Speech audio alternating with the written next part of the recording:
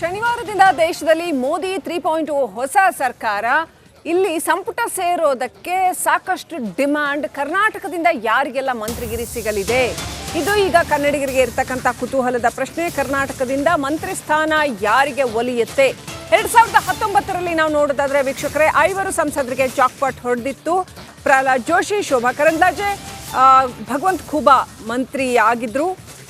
ಹಾಗೆಯೇ ಈ ಸಾರಿ ಯಾರಾಗ್ತಾರೆ ಅಂತ ಕಳೆದ ಸಾರಿ ರಾಜ್ಯಸಭೆಯಿಂದ ನಿರ್ಮಲಾ ಸೀತಾರಾಮನ್ ಹಾಗೂ ರಾಜೀವ್ ಚಂದ್ರಶೇಖರ್ಗೂ ಕೂಡ ಲಕ್ ಖುಲಾಯಿಸಿತ್ತು. ಈ ಬಾರಿ ರಾಜ್ಯದಿಂದ 3 ಸಂಸದರಿಗೆ ಮಂತ್ರಿಗಿರಿ ಸಿಗುತ್ತೆ ಅಂತ ಹೇಳಲಾಗ್ತಾ ಇದೆ. ಆಸ್ ಆಫ್ ನೌ ಮತ್ತೆ ಏನಾಗುತ್ತೆ ಅಂತ ಗೊತ್ತಿಲ್ಲ. ಪ್ರಹ್ಲಾದ್ ಜೋಶಿ, HD ಕುಮಾರಸ್ವಾಮಿ ಇವರಿಬ್ಬರಿಗೆ ಮಂತ್ರಿಗಿರಿ ಪಕ್ಕಾ ಅಂತ ಹೇಳಲಾಗಿದೆ. ಜಗದೀಶ್ ಶೆಟ್ಟರ್ ಅಥವಾ ಬೊಮ್ಮಾಯಿ ಇಬ್ಬರಲ್ಲಿ ಒಬ್ಬರಿಗೆ ಮಂತ್ರಿ ಸ್ಥಾನ ಕೊಡೋ ಚಾನ್ಸ್ ಇದೆ ಅಂತ ಹೇಳಲಾಗ್ತಾ ಇದೆ.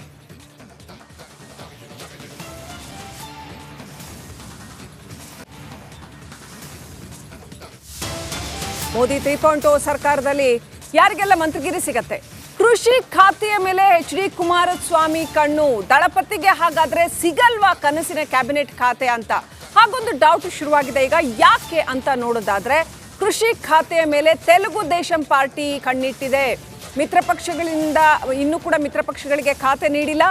ಈ ಸಾರಿಯೂ ಕೂಡ ಕುಮಾರಸ್ವಾಮಿಗೆ ರಾಜ್ಯ ಖಾತೆಯೇ ಫಿಕ್ಸ್ ಆಗತ್ತಾ ಅನ್ನುವಂಥ ಡೌಟ್ ಇದೆ. ಒತ್ತಡಕ್ಕೆ ಮಣಿದು ದಳಪತಿಗೆ ದೊಡ್ಡ ಖಾತೆ ಕೊಟ್ಟರು ಕೊಡ್ಬೋದು, ಹೇಳಕ್ಕಾಗಲ್ಲ. ಒಟ್ಟಾರೆ HD ಕುಮಾರಸ್ವಾಮಿ ಅವರಿಗೆ ಕೃಷಿ ಖಾತೆ ಸಿಗಬೇಕು ಅಂತ ಹೇಳುವಂಥದ್ದು ಇಲ್ಲಿ ಕರ್ನಾಟಕದಲ್ಲಿ JDS ಅಭಿಮಾನಿಗಳ ಹಾಗೂ ಕುಮಾರಸ್ವಾಮಿ ಅಭಿಮಾನಿಗಳ ಒಂದು ಅಭಿಮತ.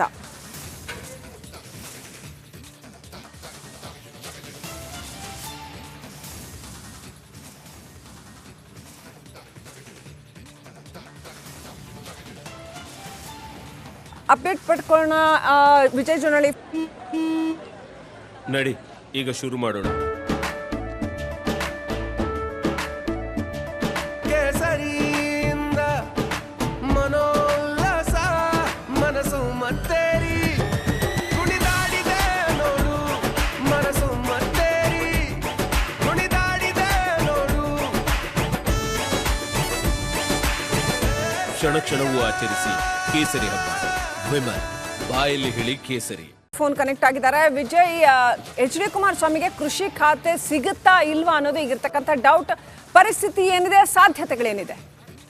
ಶ್ರೀಲಕ್ಷ್ಮಿ, ರಾಜ್ಯದಿಂದ ಈಗ ಇಬ್ಬರಿಗೆ ಸಚಿವ ಸ್ಥಾನ ಸಿಗುವಂತಹ ಸಾಧ್ಯತೆ ಇರುವಂತದ್ದು. ಅದರಲ್ಲಿ ಬಿಜೆಪಿಗೆ ಒಬ್ರು ಮತ್ತು ಮೈತ್ರಿ ಪಕ್ಷ ಆದ ಹಿನ್ನೆಲೆಯಲ್ಲಿ ಕುಮಾರಸ್ವಾಮಿಗೆ ಕೇಂದ್ರ ಸಚಿವ ಸ್ಥಾನ ಸಿಗುವಂತದ್ದು ಕೂಡ ಪಕ್ಕ ಆಗಿರುತ್ತದೆ. ಆದ್ರೆ ಅವರು ಆಸೆ ಪಟ್ಟಿರೋದು ಅಥವಾ ಅವರು ಒಂದು ನಿರೀಕ್ಷೆ ಇಟ್ಟಿರುವಂತದ್ದು ಕೃಷಿ ಖಾತೆ ಮೇಲೆ. ಈಗಾಗಲೇ ಕೂಡ ನಿನ್ನೆ ದೆಹಲಿಯಲ್ಲಿ ಹೇಳಿದ್ರು ಕೃಷಿ ಸಂಬಂಧಪಟ್ಟಂತೆ ಇಂಟ್ರೆಸ್ಟ್ ಇದೆ ಅಂತ ಹೇಳಿದ್ರು. ಈ ಹಿನ್ನೆಲೆಯಲ್ಲಿ ಪರೋಕ್ಷವಾಗಿ ಕೃಷಿ ಖಾತೆಯ ಒಂದು ಇಂಗಿತವನ್ನು ವ್ಯಕ್ತಪಡಿಸಿರುವಂತದ್ದು. ಆದ್ರೆ ಮಿತ್ರ ಪಕ್ಷ ಅದರಲ್ಲೂ ಕೂಡ ನಿರ್ಣಾಯಕ ಪಾತ್ರ ವಹಿಸಿರುವಂತಹ ಕೇಂದ್ರ ಸರ್ಕಾರದ ರಚನೆಯಲ್ಲಿ TDP ಏನಿದೆ ಅದು ಕೂಡ ಕೃಷಿ ಖಾತೆ ಮೇಲೆ ಕೂಡ ಕಣ್ಣಿಟ್ಟಿರುತ್ತೆ ಆ ಪಕ್ಷದ ಮುಖಂಡರು. ಈ ಹಿನ್ನೆಲೆಯಲ್ಲಿ ಕೃಷಿ ಖಾತೆ ಈಗ ಅವರಿಗೆ ಹೋಗುತ್ತಾ ಅಥವಾ ಕುಮಾರಸ್ವಾಮಿ ಅವರಿಗೆ ಏನಾದ್ರು ಕೂಡ ಸಿಗುತ್ತಾ ಅನ್ನುವಂಥದ್ದು. ಒಂದ್ ವೇಳೆ ಕೃಷಿ ಖಾತೆ ಸಿಗ್ಲಿಲ್ಲ ಅಂತಂದ್ರೆ ಬೇರೆ ದೊಡ್ಡ ಖಾತೆ ಕೊಡುವಂತಹ ಸಾಧ್ಯತೆ ಇರುವಂತದ್ದು. ಯಾಕಂದ್ರೆ 2 ಬಾರಿ ಮುಖ್ಯಮಂತ್ರಿ ಆದಂತವರು, ಜೊತೆಗೆ ಇಲ್ಲಿ ಬಿಜೆಪಿಯಲ್ಲಿ ಕೂಡ ಏನು ಸೌತ್ ಕರ್ನಾಟಕ ಭಾಗದಲ್ಲಿ ಕೂಡ ಒಂದಷ್ಟು ಬಿಜೆಪಿ ಸೀಟ್ಗಳು ಕೂಡ ಪ್ರಮುಖ ಕಾರಣ ಆದ ಹಿನ್ನೆಲೆಯಲ್ಲಿ ಪ್ರಮುಖ ಖಾತೆ ಕೊಡುವಂತಹ ಸಾಧ್ಯತೆ ಇರುವಂತದ್ದು. ಎಲ್ಲವೂ ಕೂಡ ಅಳೆದು ತೂಗಿ ಒಂದು ಚರ್ಚೆ ಮಾಡಿ ಖಾತೆ ಹಂಚಿಕೆ ಮಾಡುವಂತಹ ಸಾಧ್ಯತೆ ಇರುವಂತದ್ದು. Srilakshmi, right. Thank you Vijay Jonalli ಡೀಟೇಲ್ಸ್ಗಾಗಿ.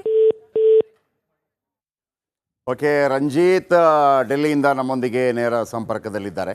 ಇಲ್ಲಿ ಕುಮಾರಸ್ವಾಮಿ ಅವರು ಕೃಷಿ ಖಾತೆ ಪಡೀತಾರೆ ಅಂತ ಇತ್ತು, ಆದರೆ ಬಹುಮತ ಬಂದಿಲ್ಲ BJPಗೆ. ಈಗ ಮತ್ತೊಬ್ಬರ ಹಂಗಿನಲ್ಲಿದೆ ಸರ್ಕಾರ. ಆ್ಯಂಡ್ ಎರಡನೇದೇನಪ್ಪ ಅಂತಂದರೆ, ಕಳೆದ ಬಾರಿ ಕೂಡ ಪೂರ್ಣ ಪ್ರಮಾಣದ ಅಂದರೆ BJP 2014 2019ರಲ್ಲಿ ಯಾವೊಬ್ಬನಿಗೂ ಕೂಡ ಮಿತ್ರ ಪಕ್ಷಗಳಿಗೆ ಕ್ಯಾಬಿನೆಟ್ ದರ್ಜೆ ಕೊಟ್ಟಿರಲಿಲ್ಲ ಮೋದಿ ಅವರು.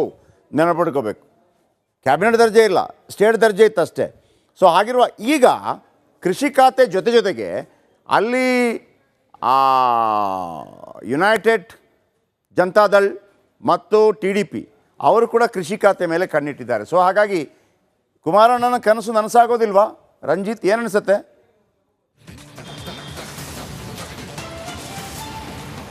ಜಯಪ್ರಕಾಶ್ ಶೆಟ್ರೆ, ನೀವು ಹೇಳ್ದಂಗೆ ಕುಮಾರಸ್ವಾಮಿ ಅವರು ನನಗೆ ಕೃಷಿ ಖಾತೆ ಸಿಗುತ್ತೆ ಅನ್ನುವ ಆಸೆಯನ್ನು ಇಟ್ಕೊಂಡಿದ್ರು. ಅವರ ಬಯಕೆ ಕೂಡ ಅದೇ ಆಗಿತ್ತು. ಕುಮಾರಸ್ವಾಮಿ ಅವರು ಯಾವಾಗ ಮಂಡ್ಯದಲ್ಲಿ ಚುನಾವಣೆಯಲ್ಲಿ ಸ್ಪರ್ಧೆ ಮಾಡ್ತಾರೆ ಅನ್ನೋ ವಿಚಾರ ಹೊರಬಿತ್ತು, ಕುಮಾರಸ್ವಾಮಿ ಅವರು ಗೆದ್ರೆ ಕೃಷಿ ಮಂತ್ರಿ ಆಗ್ತಾರೆ ಅಂತೇಳಿ ಕ್ಷೇತ್ರದ ಜನ ಎಷ್ಟೋ ಜನ ನಮ್ಮ ಬಳಿಯೇ ಹೇಳಿದ್ರು. ನಾವೇ ಮಂಡ್ಯಕ್ಕೆ ಹೋದಾಗ ಜನರೇ ಮಾತಾಡಿದ್ದನ್ನ ಕಂಡಿದ್ದೀವಿ. ಆದ್ರೆ ಈಗ ಸಂಪೂರ್ಣವಾದಂತ ಬಹುಮತ ಬಿಜೆಪಿಗೆ ಆ ಥರ ಅಲ್ಲ. ಅದು ಯಾವ ರೀತಿ ಅಂದರೆ ಒಂದು ರೀತಿಯಲ್ಲಿ ನೋಡಿ, ಸ್ಟಾರ್ ಚಂದ್ರು ಗೆದ್ರೆ ಒಂದು MLA ಆಗ್ತಾರೆ, ಕುಮಾರಣ್ಣ ಗೆದ್ರೆ ಮಂತ್ರಿ ಆಗ್ತಾರೆ ಅಂತ. ಈ ಥರ ಅಂದರೆ ಜನಗಳಿಗೆ ಯಾವುದಲ್ವಾ ಒಂದು MLA ಮಂತ್ರಿ ವ್ಯತ್ಯಾಸ ಅಂತ. Please continue.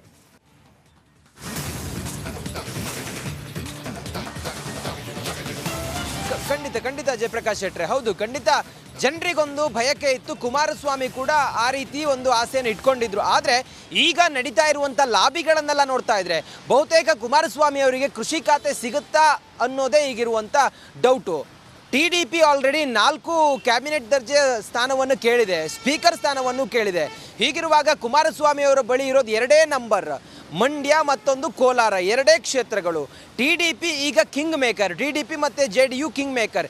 ಹೀಗಿರುವಾಗ 2 ಸ್ಥಾನ ಒಂದು ಕಡೆ, ಮತ್ತೊಂದು ಕಡೆಯಲ್ಲಿ 16 ಸ್ಥಾನ. ಯಾರಿಗೆ ಮಣೆ ಹಾಕ್ತಾರೆ ಅನ್ನೋದು ಭಾರಿ ಕುತೂಹಲ. ಅವರು ಪಟ್ಟು ಹಿಡಿದಿದ್ದಾರೆ, ನಮ್ಗೆ ಇಂಥದ್ದೇ ಖಾತೆ ಬೇಕು, ಇಂಥದ್ದೇ ಸ್ಥಾನ ಬೇಕು, ಸ್ಪೀಕರ್ ಸ್ಥಾನ ನಮಗೆ ಬೇಕು ಅಂತ ಹೇಳಿ. ನಿಮ್ಮೆಲ್ಲ ಅಪ್ಡೇಟ್ಸ್ಗೆ ಥ್ಯಾಂಕ್ ಯು. ವೀಕ್ಷಕರ, ಒಂದು ಹೇಳ್ಬಿಡ್ತೀನಿ, 81 ಮಂತ್ರಿಗಳನ್ನು ಮಾಡೋದಕ್ಕೆ ಅವಕಾಶ ಇದೆ. 15% ಅಂದರೆ ಅದು ಲೆಕ್ಕಾಚಾರ ಹೇಗೆ ಅಂತಂದರೆ ಎಷ್ಟು ಲೋಕಸಭಾ ಕ್ಷೇತ್ರ ಇದೆ ಅದರ 15%.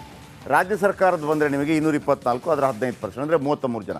81 ಜನರನ್ನು ಮಂತ್ರಿ ಮಾಡ್ಬೋದು, ಕ್ಯಾಬಿನೆಟ್ ಮಂತ್ರಿ ಮಾಡ್ಬೋದು. 81 ಜನರನ್ನು ಮಂತ್ರಿ ಮಾಡ್ಬೋದು, ಅಷ್ಟು ಅವಕಾಶ ಇದೆ. ಸೊ ಹಾಗಿರುವಾಗ ಇದೆಲ್ಲ ದೊಡ್ಡ ವಿಷಯ ಏನಲ್ಲ. ಕೇಂದ್ರದಲ್ಲಿ ಒಂದು 4 ಕೊಡೋದು, 5 ಕೊಡೋದು, ಮತ್ತೊಂದು ಕೊಡೋದು. ಆದರೆ ಕೊಡುವವರು ಹೆಂಗೆ ಕೊಡ್ತಾರೆ ಅನ್ನೋದು ಇಂಪಾರ್ಟೆಂಟ್. Thank you.